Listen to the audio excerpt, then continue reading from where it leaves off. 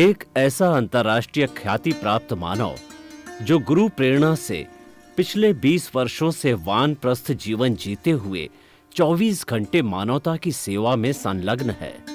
एक ऐसा मानव जो अभी राष्ट्रीय, अंतर्राष्ट्रीय टीवी चैनलों पर 7,500 एपिसोड के माध्यम से सनातन सत्य, आत्मविज्ञान एवं पुनरुत्थान व्यवहार एवं निश्चय जगत के जीवनोपयोगी विषयों पर हृदय स्पर्शी प्रवचन कर चुका है। उस मानव का नाम है महात्मा उपासक प्रोफेसर डॉक्टर सोहन राज तातेड़। प्रोफेसर तातेड़ द्वारा योग, दर्शन, शिक्षा विषयों पर रचित पीएचडी स्तर के 250 शोध ग्रंथ भारत के 100 प्रतिष्ठित विश्वविद्यालयों में शोधार्थी पढ़ रहे हैं तथा वे सभी शोध ग्रंथ वहां की सेंट्रल लाइब्रेरियों में उपलब्ध हैं। महात्मा सोहन राज ने अभी तक हजारों स्कूलों, कॉलेजों, विश्वविद्यालयों एवं संस्थाओं में सेमिनार, वर्कशॉप, कैंप लगाकर लाखों विद्यार्थियों को योग, दर्शन, शिक्षा का प्रशिक्षण देकर उन्हें सुसंस्कारित किया। डॉक्टर तातेड़ ने भारतीय संस्कृति उत्थान के 4000 से अधिक समसामयिक विषयों पर आर्टिकल लिखकर ऑनलाइन जर्नल, पत्रिकाओं, वेबसाइट्स पर प्रकाशित किया, जिसका उपयोग लाखों पाठक कर रहे हैं। उपासक तातेड़ के 5000 से अधिक आज का सुविचार, आज का शुभ संदेश, आज का मंगल भावना योग आदि चिंतन websites, Twitter, blogger, Facebook, YouTube माध्यमों से लाखों लोग अपना जीवन निर्माण कर रहे हैं। मानवता के मसीहा ऐसे महामानव महात्मा सोहन राज तातेड़ के प्रोफाइल को अभी तक विश्व के 20 लाख दर्शक यूट्यूब पर, 12 लाख गूगल पर एवं लाखों दर्शक फेसबुक, ब्लॉगर, ट्विटर और इंस्टाग्राम पर देख चुके हैं।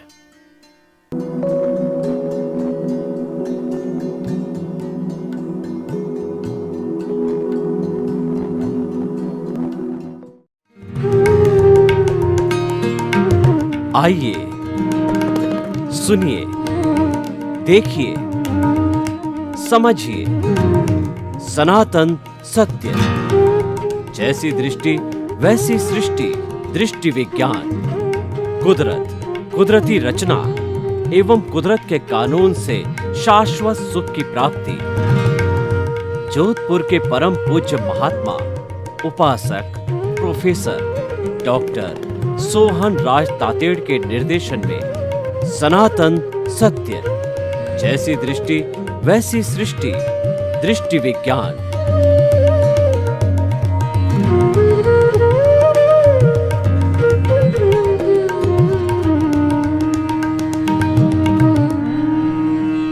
आध्यात्मिक कार्यक्रम साइंस ऑफ द सोल, आत्मविज्ञान में आपका हार्दिक स्वागत है, अभिनंदन है, सत्कार है।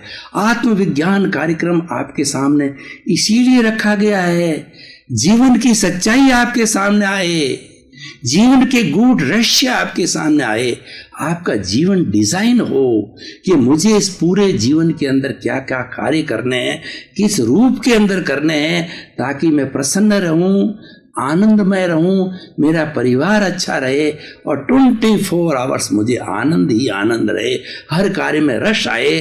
तो इसीलिए हमने इस पूरे कार्यक्रम को सही दृष्टि, सही सोच, राइट विजन, राइट थिंकिंग के रूप में डिजाइन किया है और उसके तहत प्रतिदिन नए नए हम विचार रखते हैं, नए नए विषय रखते हैं। तो आज का हमारा विषय है कि भाव सुधारो, भव सुधरेगा।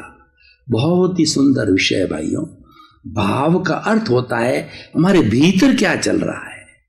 भाव भीतर रहते हैं और विचार भीतर रहते हैं और बाहर जो आता है उसकी निष्पत्ति आती है। कैसे?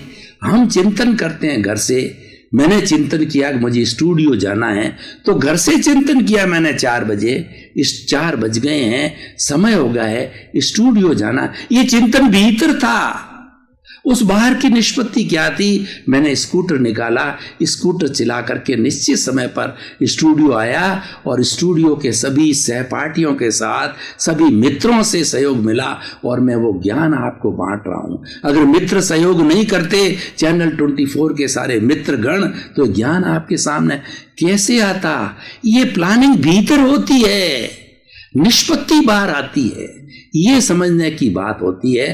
तो हम भाव की बात कहते हैं। देखिए, भाव को समझने के लिए हमें गंगोत्री में जाना पड़ेगा।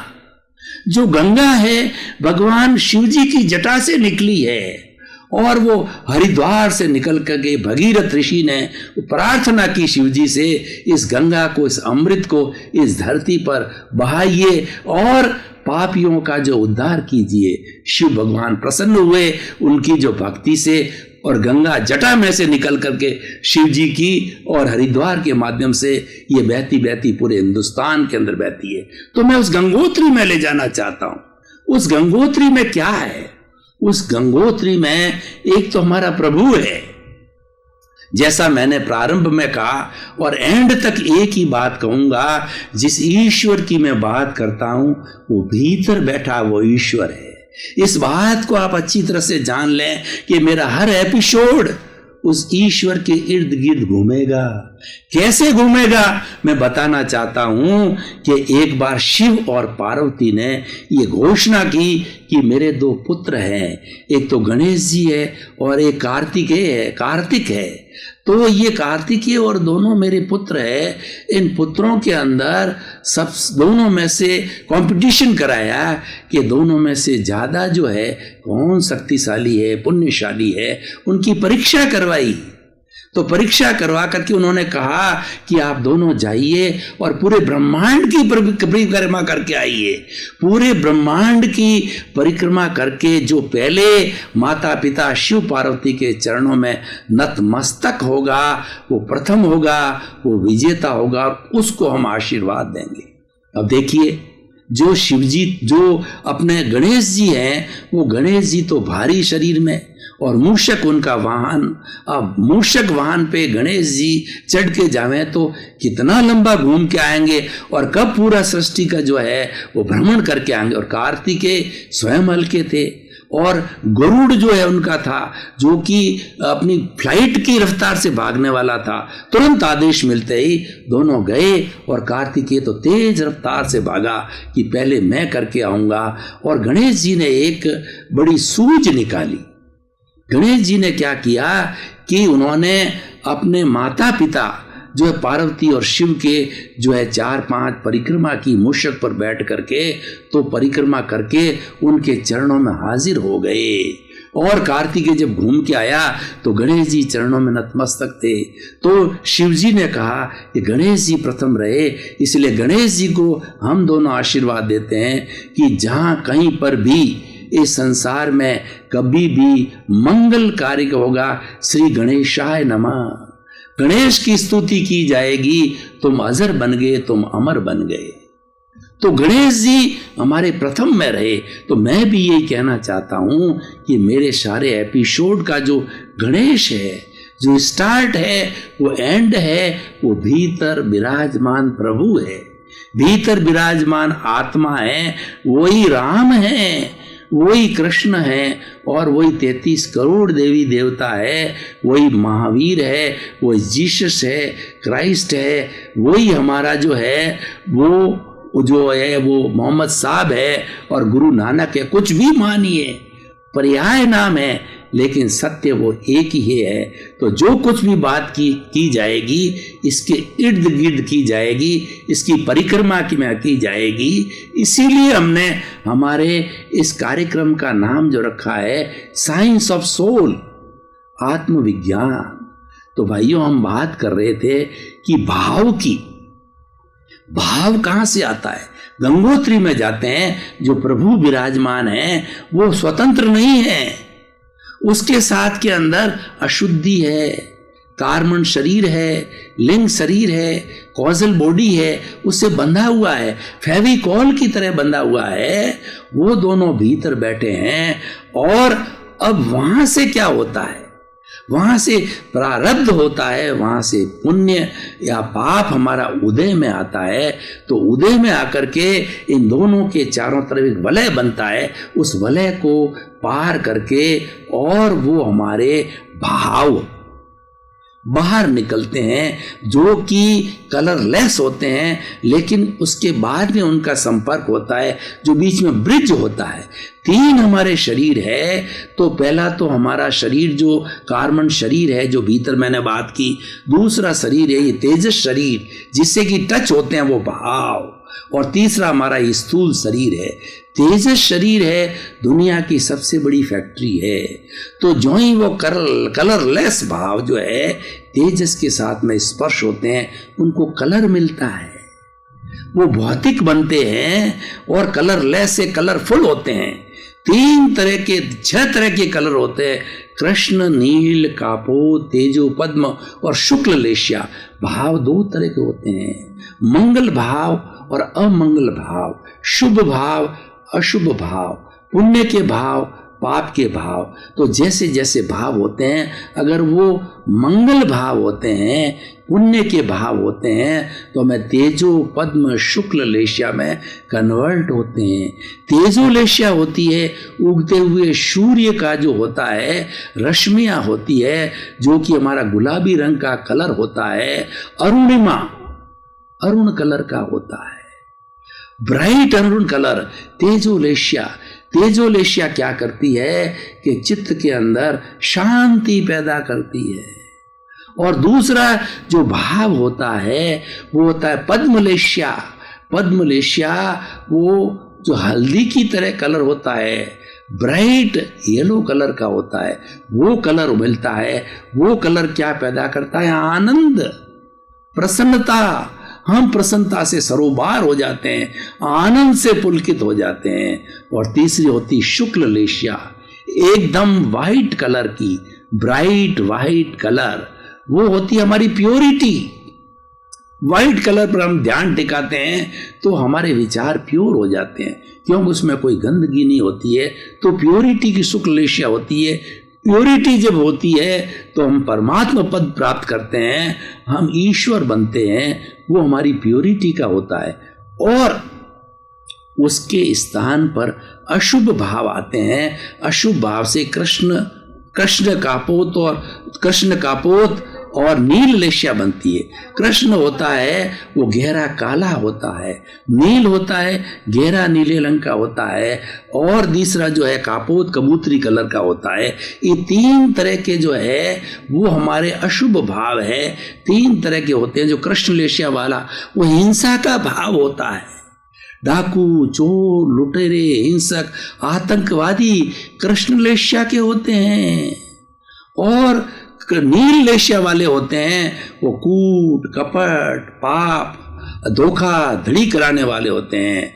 और तीसरा कबूतरी लेशिया के होते हैं, वो जो होते हैं दूसरों के प्रति नेगेटिव थिंकिंग वाले होते हैं, वो घृणा करने वाले होते हैं, मनुष्य से मनुष्य की घृणा करते हैं, किसी के बुरा चिंतन करने वाले हैं। तो ये भाव जो है हमारे, उन्होंने कलर प्राप्त किया हमारे जो है वो तेजस शरीर से, और वहां से उनके साथ के अंदर तेजस शरीर, ये सारा हमारे भीतर है। भाव भीतर है, विचार भीतर है। और भीतर में क्या होता है कि वहां पे हमारे जो ग्लैंड्स होती है, एंडोक्राइन ग्लैंड्स जिसको कि बोलते हैं हमारी मेडिकल साइंस की भाषा के अंदर, तो ये भाव जो है हमारे वाइब्रेशन रूप में थे। एंडोक्राइन ग्लैंड में जाते ही जो है वो भाव है द्रव्य में बदल जाते हैं, हार्मोन्स में बदल जाते हैं। एंडोक्राइन ग्लैंड्स जो है हमारी ब्लड के साथ में जुड़ी रहती है। और जैसे शुभ भाव अशुभ भाव गंगोत्री से आए थे, वो भाव पूरे शरीर के ब्लड के अंदर आ जाते हैं, हमारे चित्त में आ जाते हैं, हमारे मन में आ जाते हैं, और हम वैसा काम करने लग जाते हैं। उससे हमारे विचार बनते हैं। इसीलिए कहा गया है जैसा भाव होगा वैसा विचार होगा, जैसा विचार होगा वैसा आचार होगा, जैसा आचार होगा वैसा व्यवहार होगा, और जैसा व्यवहार होगा वैसा व्यक्तित्व होगा। व्यक्ति का निर्माण गंगोत्री ने किया।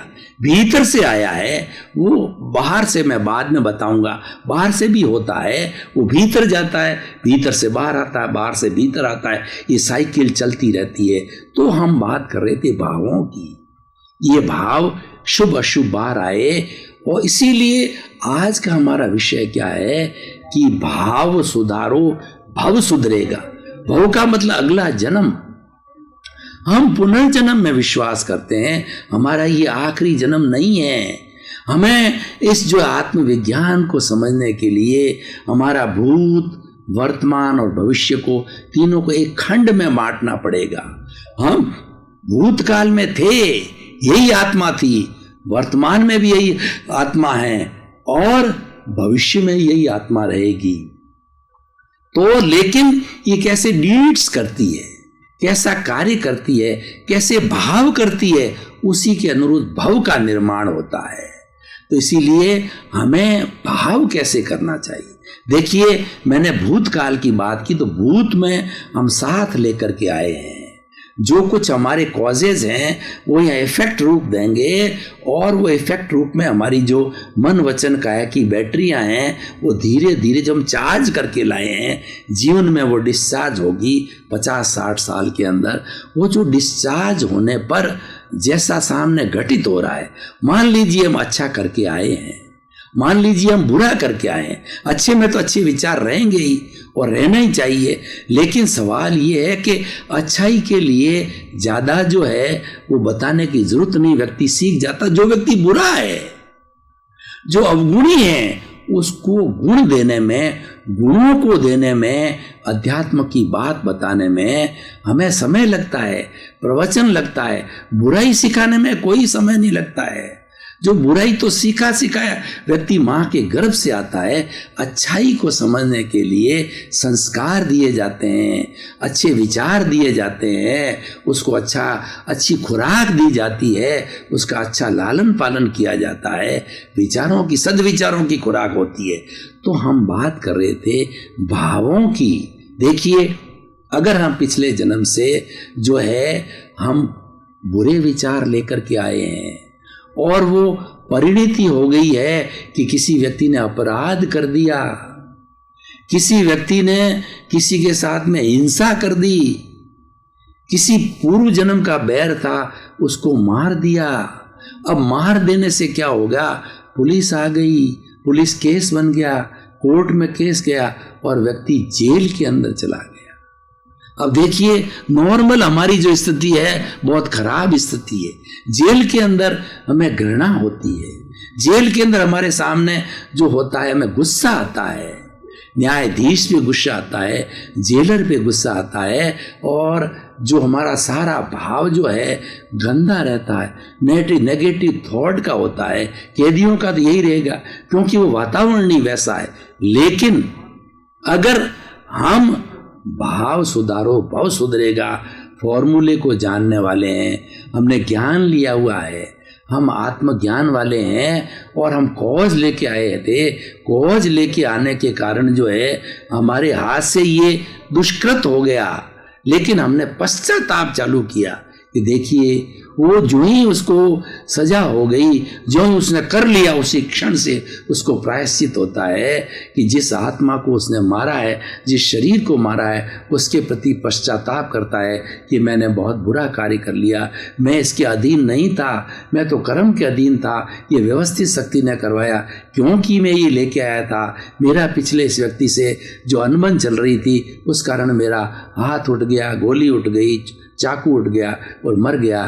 तो इसकी आत्मा के प्रति मैं मंगल भावना करता हूँ कि इसकी आत्मा शुद्धि को प्राप्त हो, उसे क्षमा याचना करता हूँ कि हे आत्मा, जो तुम गुजर गई हो, मुझे क्षमा करो, मैंने बहुत बुरा कार्य किया, तुम्हारे शरीर को मार दिया, पर तुम अजर हो, तुम अमर हो, मुझे क्षमा करो, क्षमा करो, क्षमा करो, मुझे शुद्ध करो। मैं हृदयपूर्वक घृणा करता हूँ, हृदयपूर्वक इसका प्रायश्चित करता हूँ। ऐसा करते करते वो आत्मा उसको क्षमा कर देती है।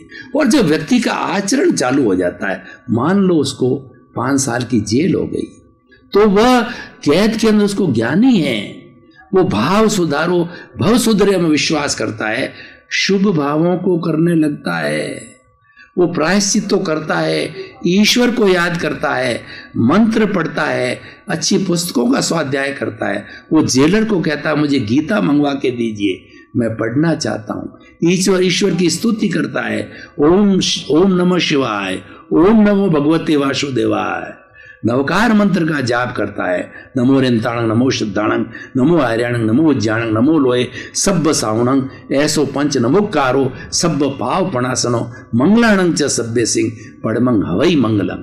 जो अच्छे अच्छे धार्मिक चीजें उसको कंठस्थ है, उसको याद करता है। तो जेलर समझता है, दूसरे कैदी समझता है कि देखो कितना भला इंसान है। और ये बेचारा कुछ न कुछ जो है लूज टेम्परामेंट के कारण इसका दिमाग अस्थिर हो गया, उसके कारण ये कार्य कर बैठा। व्यक्ति भला है। जब ये प्रतिक्रिया अपने सहपाठी जो है वो कैदियों के साथ होती है, जेलर के साथ होती है, जेलर उसके कार्यकलाप को देख करके रिकमेंड करता है कोर्ट को, इसने अपनी गलती का एहसास कर लिया है। उसकी 5 साल की जेल जो है वो 5 महीने या घट जाती है, घट करके वो शुद्धिकरण से वो बाहर आ जाता है। तो ये क्या हो गया कि जो हमारे सामने घटित हो जाता है, क्योंकि वो हमारे बस में नहीं है, हम करते नहीं हैं, ये हो जाता है।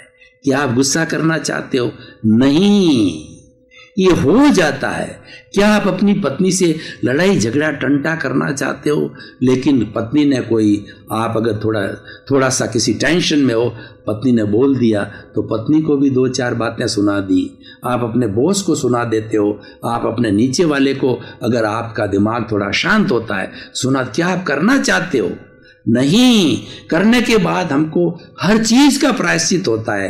ये मैंने गलत कर दिया, मैंने बच्चे को डांट दिया, मैंने बच्चे को पीट दिया। भीतर एहसास होता है, प्रायश्चित होता है, पश्चाताप होता है, मेरे से गलती हो गई, ये करना नहीं चाहिए, पर ये हो जाता है। पूरे जीवन भर ये फिल्म जो है ये हो रही है। ये समझने की चीजें हमारे हाथ में नहीं है। हमारे हाथ में क्या है? देखिए, 2 चीजें होती है, एक पराधीन और एक स्वाधीन। ये जो शरीर हमको मिला है और जन्म से मृत्यु का टाइम फिक्स है, तो हम पराधीन है इसके अंदर। जो कुछ लेके आ रहे हैं फिल्म, वो फिल्म चलती रहेगी। हम स्वतंत्र किसमें हैं? इसके हमारे हाथ से अच्छा भी होगा, हमारे साथ में बुरा भी होगा। अगर हमारा पुण्य का उदय है, पुण्य का प्रारंभ है, हम दान देंगे, पुण्य देंगे, लोगों को ज्ञान देंगे, लोगों का परोपकार करेंगे, लोगों को अच्छी बातें बताएंगे, लोगों की सेवा करेंगे। और पाप का आ गया तो जो है हम हमारे पर गुस्सा करेंगे, परिवार के सदस्यों पर करेंगे, जो कुछ आएगा उसके साथ घृणा करेंगे, नेगेटिव थॉट्स आएंगे सारा। तो ये हम चाह नहीं रहे हैं, ये हो रहा है, हम कर नहीं रहे हैं। हम क्या कर सकते हैं? हम स्वतंत्र किसमें हैं? देखिए, बहुत बड़ी बात है। बरसात का सीजन है, किसान के पास 2 पोटलियां हैं। एक पोटली के अंदर जो है उसके बाजरा है, और दूसरी पोटली में उसकी मूंग है जो खरीफ की फसल है। अब वो निर्णय नहीं कर पाता है कि मैं मूंग बोऊं या बाजरा बोऊं, दोनों लेके जाता है। यहां तक वो स्वतंत्र है, लेकिन जो ही उसने हल चलाया, उस वक्त उसके भाव कैसे होते हैं, विचार क्या होते हैं कि वो बाजरा डाल देता है। तो बाजरा डालने के बाद में बीज जब पड़ते हैं, हल चलता है, बरसात होती है, जलवायु मिलता है, और वो बाजरे की फसल लहला जाती है। उस वक्त के अंदर वो किसान ये सोचे कि नहीं, मेरे को मूंग मिलेंगे, तो मूंग कहाँ से मिलेंगे? तो आपने तो बाजरा बोया है।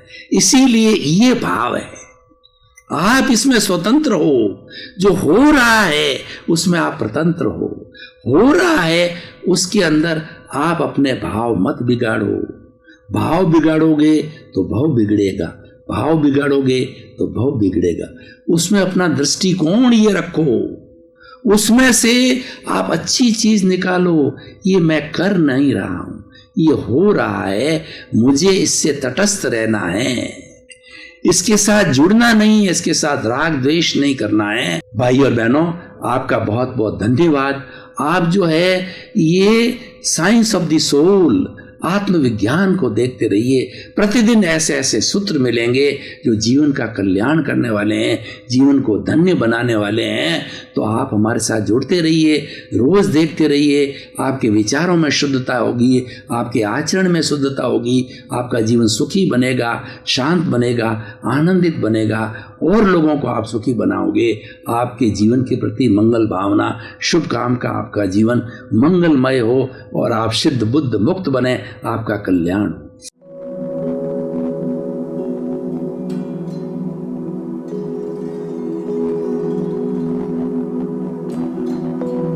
एक ऐसा अंतर्राष्ट्रीय ख्याति प्राप्त मानव जो गुरु प्रेरणा से पिछले 20 वर्षों से वानप्रस्थ जीवन जीते हुए 24 घंटे मानवता की सेवा में संलग्न है। एक ऐसा मानव जो अभी राष्ट्रीय, अंतर्राष्ट्रीय टीवी चैनलों पर 7,500 एपिसोड के माध्यम से सनातन सत्य, आत्मविज्ञान एवं पुनरुत्थान, व्यवहार एवं निश्चय जगत के जीवनोपयोगी विषयों पर हृदय स्पर्शी प्रवचन कर चुका है। उस मानव का नाम है महात्मा उपासक प्रोफेसर डॉक्टर सोहन राज तातेड़। प्रोफेसर तातेड़ द्वारा योग, दर्शन, शिक्षा विषयों पर रचित पीएचडी स्तर के 250 शोध ग्रंथ भारत के 100 प्रतिष्ठित विश्वविद्यालयों में शोधार्थी पढ़ रहे हैं तथा वे सभी शोध ग्रंथ वहां की सेंट्रल लाइब्रेरियों में उपलब्ध हैं। महात्मा सोहन राज ने अभी तक हजारों स्कूलों, कॉलेजों, विश्वविद्यालयों एवं संस्थाओं में सेमिनार, वर्कशॉप, कैंप लगाकर लाखों विद्यार्थियों को योग, दर्शन, शिक्षा का प्रशिक्षण देकर उन्हें सुसंस्कारित किया। डॉक्टर तातेड़ ने भारतीय संस्कृति उत्थान के 4000 से अधिक समसामयिक विषयों पर आर्टिकल लिखकर ऑनलाइन जर्नल, पत्रिकाओं, वेबसाइट्स पर प्रकाशित किया, जिसका उपयोग लाखों पाठक कर रहे हैं। उपासक तातेड़ के 5000 से अधिक आज का सुविचार, आज का शुभ संदेश, आज का मंगल भावना योग आदि चिंतन websites, Twitter, blogger, Facebook, YouTube माध्यमों से लाखों लोग अपना जीवन निर्माण कर रहे हैं।